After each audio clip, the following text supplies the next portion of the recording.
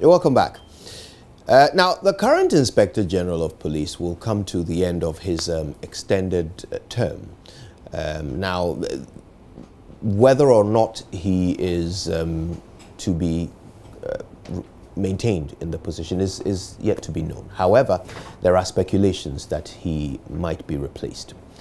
So now the question is, who would succeed him? And we want to do a bit of analysis of that. We've got perhaps one of the best people, best placed through his experience to help us understand how things work at that level. So let's say good morning to our guest, retired CID boss, COP Bright Udru, who has quite a lot to share on what the dynamics would be. COP Udru, retired. How nice to see you. Thank you so much for making the time to be here with us. Thank you too. So I think we have to put that proviso in place that we don't know whether the IGP will actually be leaving.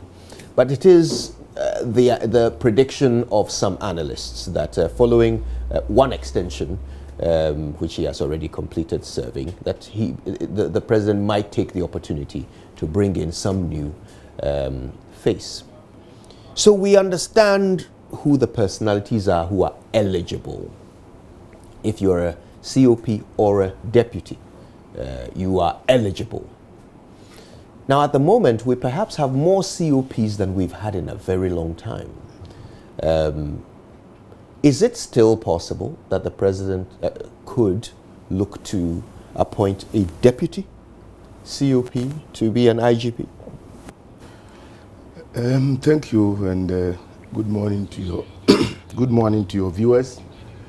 Everything is possible.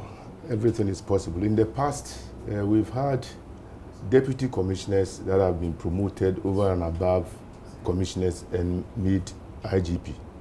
So it is possible a deputy commissioner can assume the position of the IGP. But like you rightly mentioned, we have so many commissioners. In the past, we had 2 or 3 commissioners. Yeah. And so it was easier promoting a deputy commissioner who, at that time, was seen as very competent over and above commissioners to be IGP. And I would mention 2 IGPs who were deputy commissioners and were made Inspector General of Police. Nana Owusu-Nsia was one of such deputy commissioners.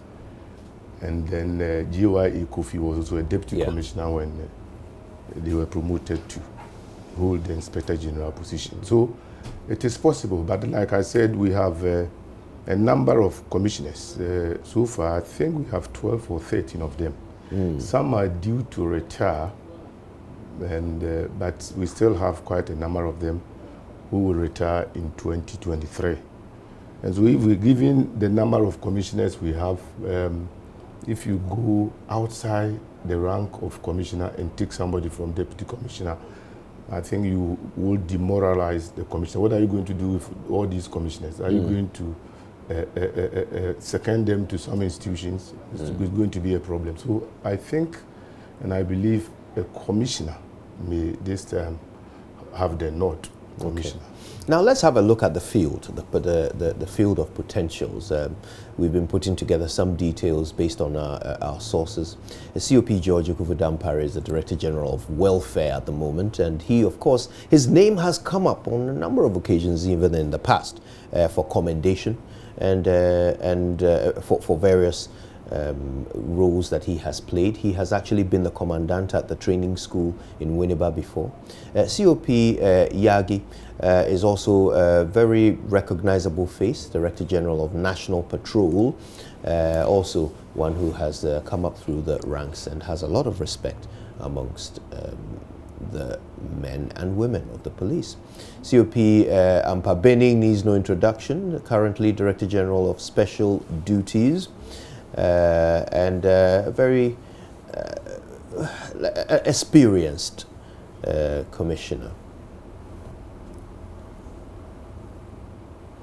Also up is COP Atingani. He has retired already. Now he has retired already, but he is currently the commandant at the Staff and Command College in Winneba. Yeah. So I mean, technically it's possible if the president thought that he was the best man, he could extend his tenure, and then that appointment could happen. So he is actually, it is a possibility. Let's see. Of course, the IGP might simply retain his position. That is always a possibility. Looking very, very well for somebody who is over 60, looking very healthy. COP Zakpa Vinsanziri, also VIB. Vib Sanziri, yes. Also in the running. COP Kenya Bua, Director General of Administration at the moment, also has been around for a very long time. Nice guy, I met him once, very nice. Okay, let's see who else we have. Of course, COP Kofi Boakye, Director General of Research and Planning at the moment, and he has a sort of mythical status, you know, especially from his time in Kumasi as an extremely efficient police officer. Now, the current Deputy IGP, COP Opon Buenu, is also eligible, although he's also up for retirement. Yeah. So he's definitely in there. Let's see who else we have.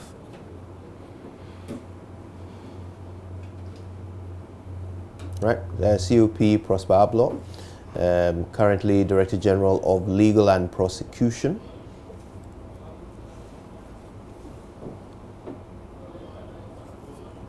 And then we have COP Christian Tete Yohunu, also a man who has perhaps one of the most decorated police officers. He received a medal for his fight against armed robbery in 2011. And very respected. Now, I've got to state that there is actually an order of seniority. And as you know, in public service, that is an important factor when you're thinking of who gets the nod. So I can very quickly tell you what the order is of seniority. So it would be the IGP, obviously, since he's currently in the position, followed by his deputy. Then COP Prosper Ablo would be the next in terms of seniority, followed by COP Dr. Dampare. Then COP Christian Tete Yohunu comes after him. COP Kofi Boakye next. Then COP Beatrice Vib Sanziri, followed by Yagi, then Ampabenin, and then Atingani. Finally, Kenya Bua. That's the order of seniority. But they recently promoted commissioners. You haven't mentioned them. There are 2 more, I believe, recently promoted. I think there are about 6 more.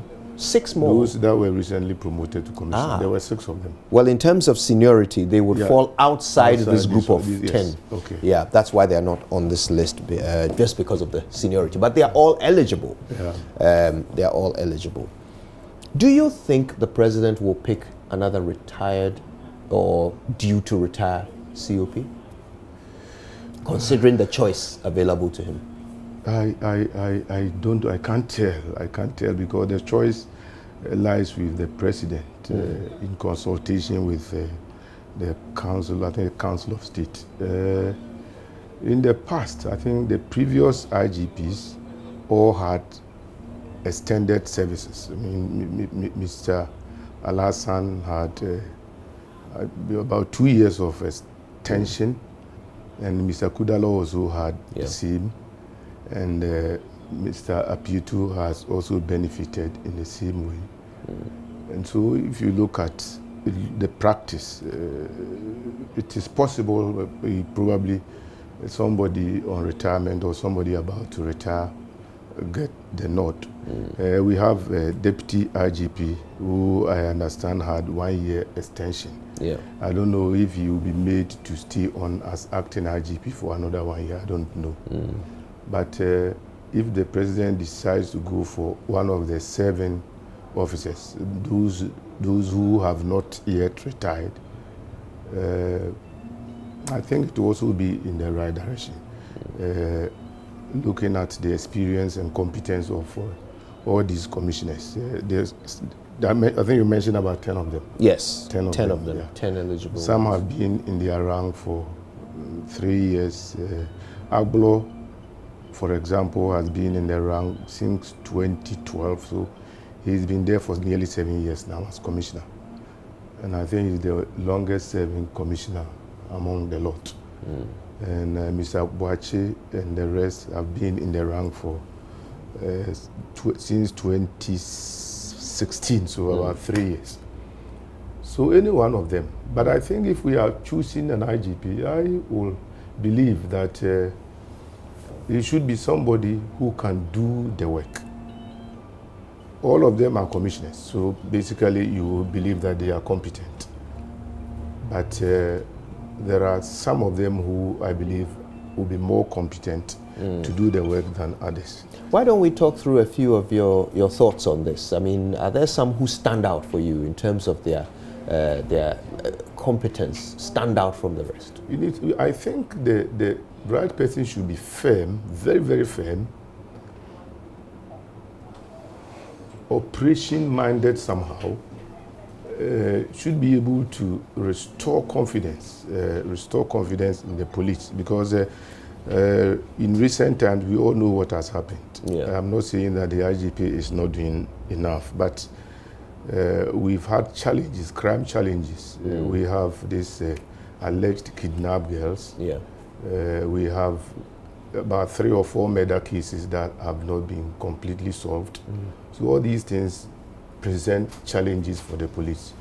And the confidence in the police is waning somehow. So if we should pick somebody as IGP, he should be able to bring some experience to bear on policing. At least we should have solutions to these mythical killings and so on. We should be able to get these girls rescued, even if they have been trafficked or they have been kidnapped or abducted, whatever. We should have somebody who has the respect of the rank and file, somebody who can command, somebody who is also versatile in crime investigation and so on. Give me some names out of the 10 we are considering. Oh, I think all the 10 that you mentioned. But as I said, I'm not going to mention this one. Oh, I was hoping. Yeah. So I was hoping. I mean, clearly some will have an edge over the others, right? Even you yourself sitting here will, of course, be able to tell who can restore a lot more confidence in the service, who can control, who can command and control. I mean, we as I said, if I say we, because I just left the service, so I'm also part of them. We've been grappled with a lot of challenges, and we need to do something at least. The IGP has done his part, but whoever is replacing him should be in a position to do much better, to be able to restore that confidence. Now, I want us to perhaps go through a few of them, talk about their strengths, weaknesses, their history, and so forth. But before we do that, it occurs to me that if the president decides not to extend the tenure of the IGP, if he makes that decision because perhaps he feels that it's time for someone who is not due for retirement, that would mean that chances of him picking another retired or ready to retire officer would be smaller. Yeah. If the reason why he's replacing the IGP is because of the retirement. Is that a fair analysis? The reason for maybe exiting the IGP, it may not be retirement, but because he's also had a fair share of extended service, 2 years. So somebody else must also come. Okay, and I was saying that we have challenges, crime challenges now, which appear to create concern for the citizens, for everybody. So somebody, fresh blood must be injected into the system so that he also brings his experience to bear. Now, the first 2 options that come up, the Deputy IGP, in terms of seniority, the Deputy IGP and COP Ablo, they are both either retired or due to retire. But after that, the first sort of nowhere near retirement option would be Dr. Dampare, then Christian Tete Yohuno, then Kofi Boakye. I want us to talk about these 3 first, just because all 3 of them are not anywhere close to retirement at the moment. And you've given some criteria about somebody who can restore confidence, and somebody who can command. So let's look at these three. In your experience of working with them, give us a bit of their positives and their strengths and weaknesses if they were to be considered for the role. I think the most senior is Dr. Dampare. Yeah. Dr. Dampare has been in the service for some time now, and he has years on his side. I know he has about 10 years or so more, or 10 or 11 years or so more. So he has time on his side. With regard to experience in policing, he's been a divisional commander before. He's been Accra Regional Commander. He's also been commandant of the Police Staff College. Yeah. And so he's experienced. Has he not also headed operations? Yeah, and he has also been a Director General Operation, Director General Finance, Director General Welfare. Yeah. So in terms of experience, I think he also has the experience. But with his age, I mean 10, 11 years, you know, when government changes, IGP positions also change. Yeah. So assuming that he is made the IGP, even though he's experienced, when when government changes, it is likely he may also be changed. And then what would become of him? Well, you become IGP, and then unfortunately, the government that made you IGP is no more. So that is the experience, that is the practice, that is what has been happening. And now we can't run away from that. So assuming that the government changes, you are the IGP, but they may not put you there, they will not ask you to continue to hold yourself as IGP. And then what becomes of you?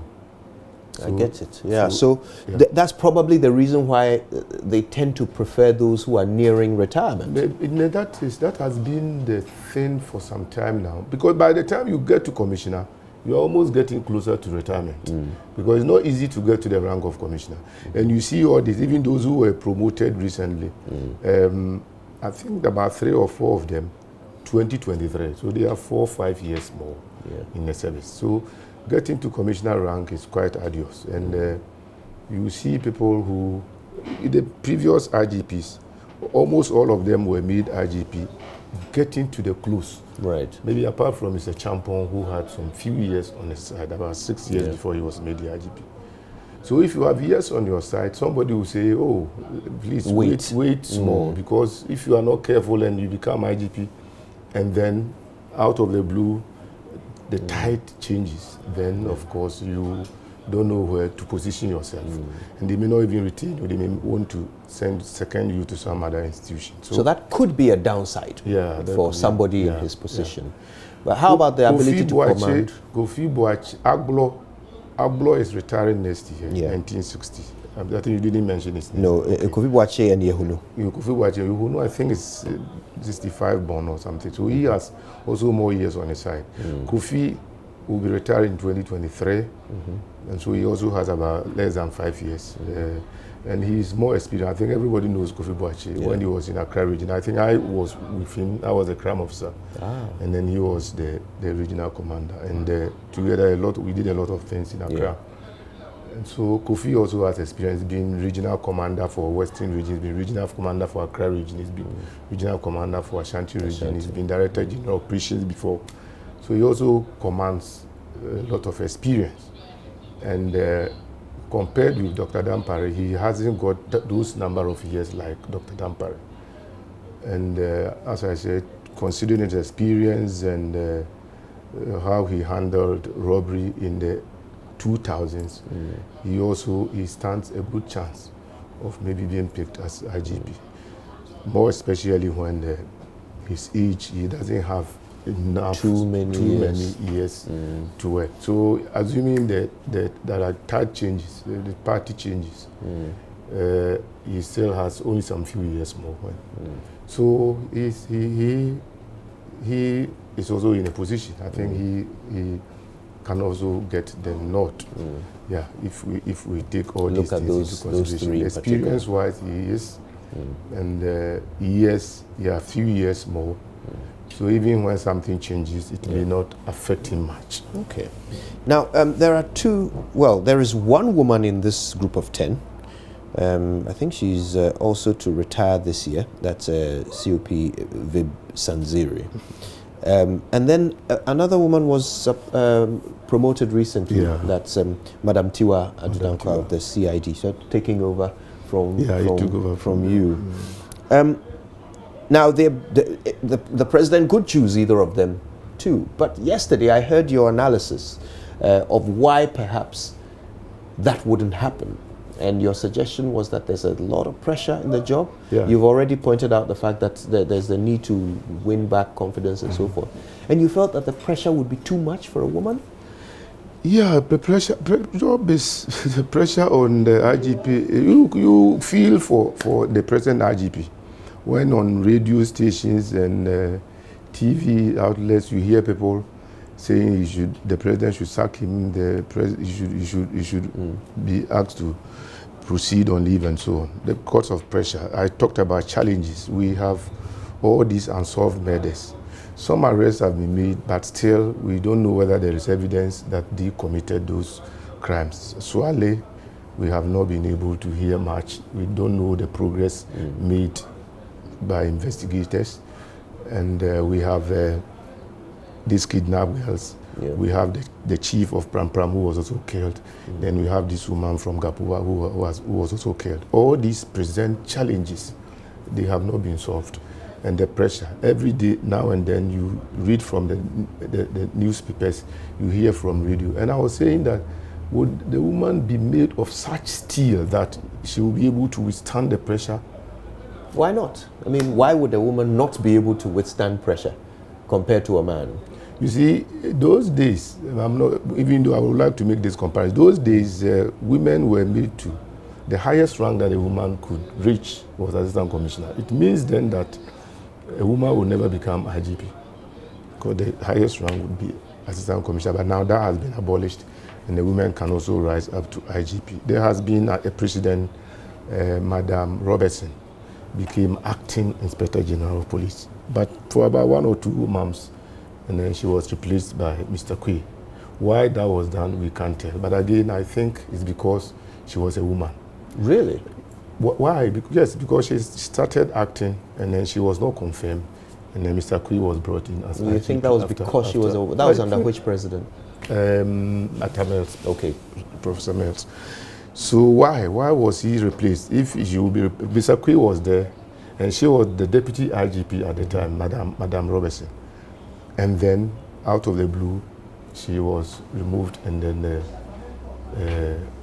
Mr. Kwe became the IGP. When she was even taken out from the IGP position, I think he was given an ambassadorial position. So why was he taken away from the IGP position? So you think it's because she's a woman? I was inclined to think so at that time, that because she was a woman. And you can understand how members of our audience will perhaps be taken aback by this, because that was what I believed. Because the suggestion is that women are just not as good at this job as men. No, the job is, I'm not saying women are not as good as men, but there hasn't been a precedent. Madam was acting capacity, was not IGP. So why not? And the tradition has been this, and it's very difficult to change tradition. Unless somebody is bold enough to say, yeah, okay, this woman is so competent, is made of steel, he is that hard woman, she's firm and can do the job. Because I talk about pressure. The pressure is unbearable. And so if you don't get the right person for the IGP, even this IGP position that we're talking about, and all these commissioners we have mentioned, I said somebody who is very firm, who should be able to command and control. So we are looking at all these things. And you think the women can't do this? How many women do we even have now? Well, 2 at the moment. And Madam B is retiring later this year. And this one is, I think, the most junior of all the commissioners. Madam Tiwa is the most junior of all the commissioners. If we narrow to her, taking that Madam B is retiring. Then she is the only woman commissioner that we have. Well, Madam B's retirement could be extended as well, couldn't it? If the president wanted to choose her. Yeah, if he wants to be choose her as IGP Pro, then probably she can. Her service can be extended. But let's start with Madam Tiwala, as you were. You know, we have commissioners. Even among the recently promoted commissioners, she's still the lowest in the rank. If you pick her above the others, there are so many of them, then you're going to have a problem. Maybe people or other commissioners undermining her. Would he be able to control the commissioners? And where are you going to place these commissioners?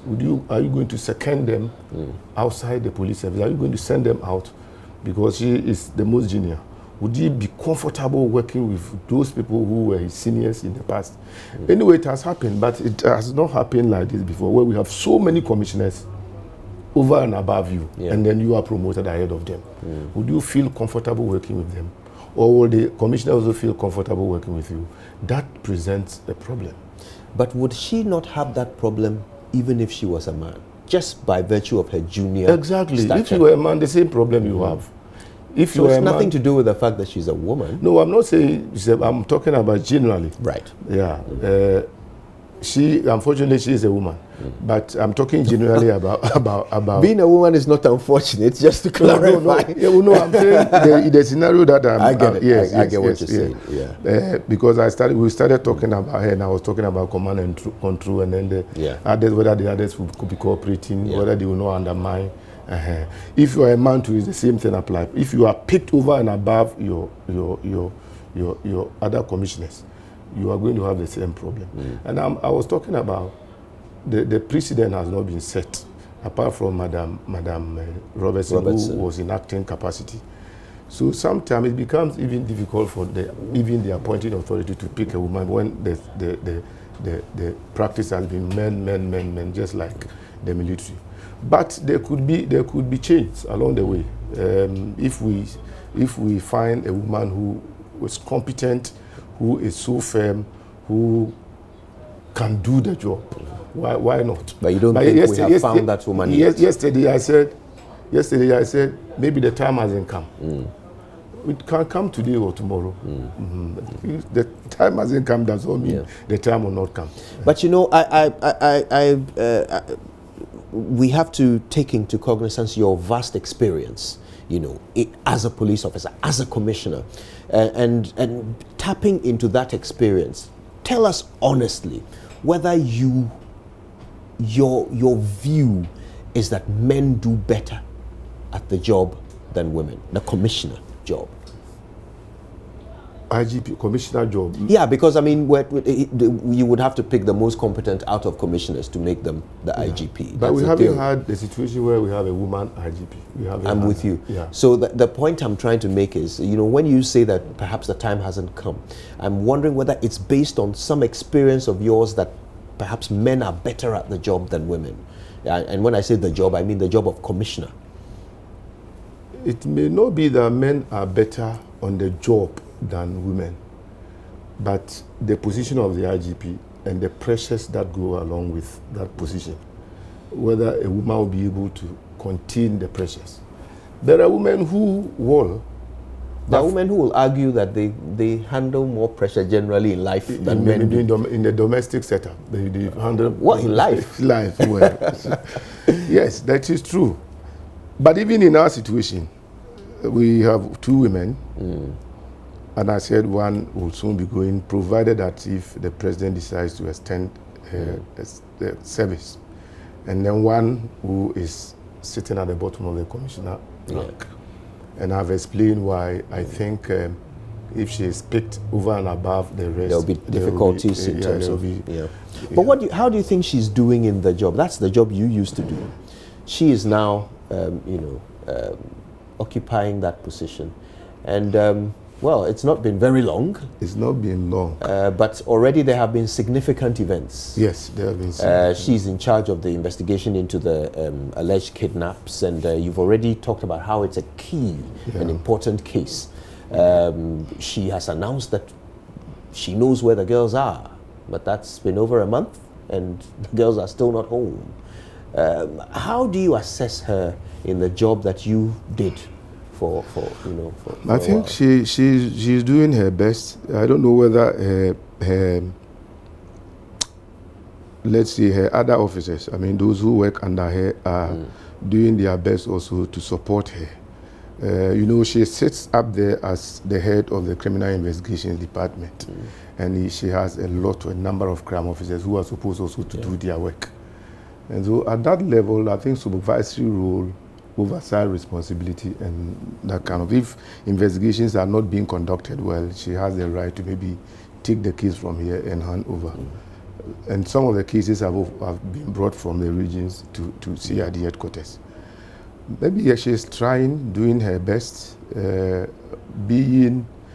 she also being the first CID board, a woman CID board. Of course, we had Madam Giftieni, but she was also in acting. Capacity. So you see, she is the first woman who has been appointed Director General CID. Yeah. And unfortunately for her, we have a number of these challenges that she's come to face. And so people have also been clamoring. People have been agitating for a sack and so on and so forth. But it's unfortunate that she has come, and these things have come up, and it appears the police are having a lot of problem dealing with the crime situation. But the test of her job would be how she handles these pressures that she has come to meet. Yeah. So let me ask you, would you have announced that you know where the girls are? I think I've said this somewhere else, that maybe I wouldn't, you know something, I'm sure she knew where the jurisdiction that these girls have been sent to. Probably the girls are not in Ghana. And then the information that she has is that these girls are not in Ghana, and they are maybe in Nigeria or Togo or Benin or elsewhere. And then she wanted to put that out.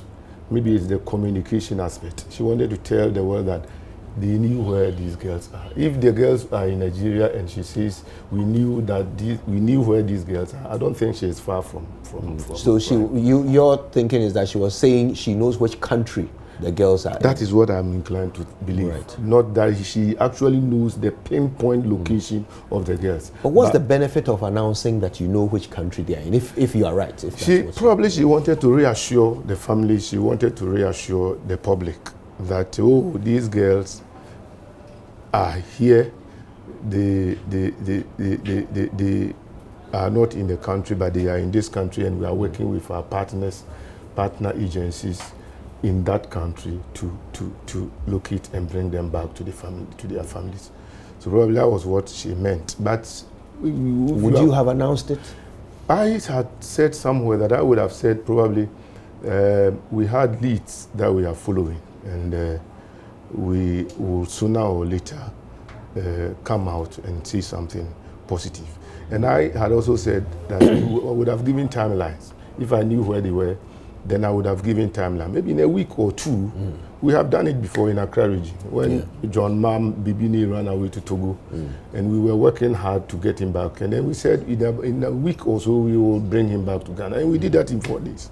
So it depends on the information that you have. But I was thinking that probably she shouldn't have said she knew where they were, because people would misunderstand what she meant, and that was exactly what happened.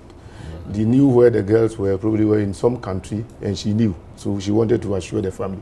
And I went on to say whether the police had given liaison officers to the families, because in major crime investigation or major incident investigation, you need to continue reassuring the family.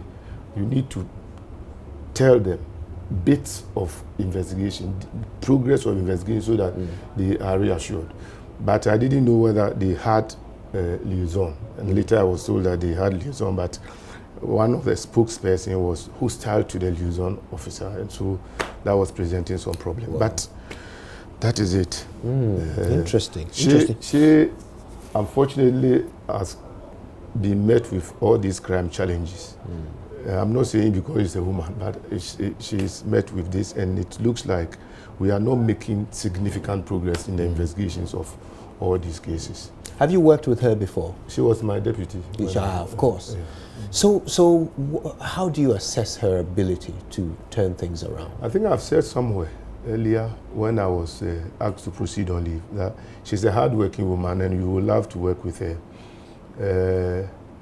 But being at the top is a challenge. You are now at the top, and then you see to it that the right things are done. If your officers are not helping you, you may not succeed. And that you think is her challenge, that her officers are not helping her? When I talked about IGP, and I said the IGP should be firm, should be able to command, he should be able to control, all that. I mean, he should also be able to repel some unnecessary interferences here and there. We have a lot of problems. And so we expect the Director General CID to also be that firm, because all over, every now and then, crimes are happening. People are committing crimes, and we take up investigations. And there are some armchair investigators, some who sit and will not go out to crime scenes. And all these things must come to your notice. You must have people who would inform you so that you keep an eye on all your investigators. But you alone cannot do that. You need some people to help you.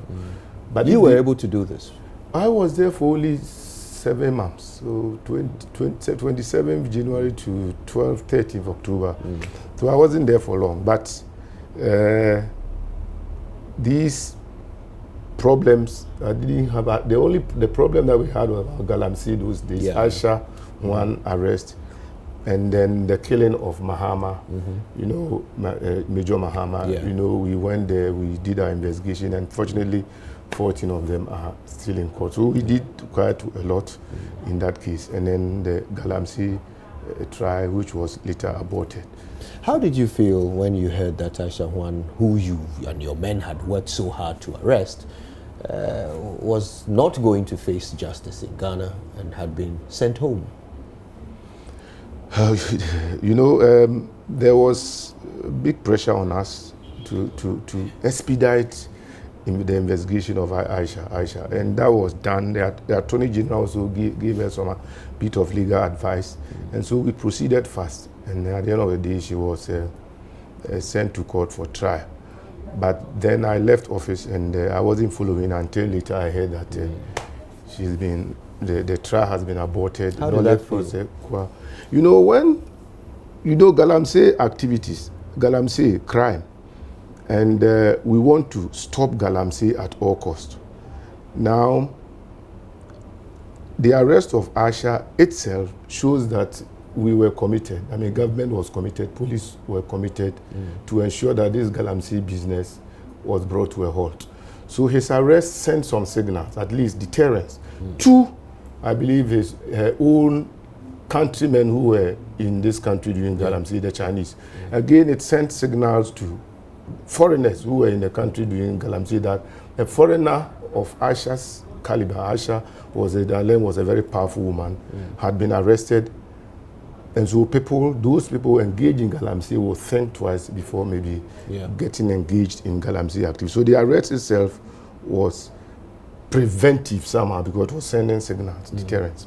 And then I believe prosecution and trial and conviction would have also dealt a final blow.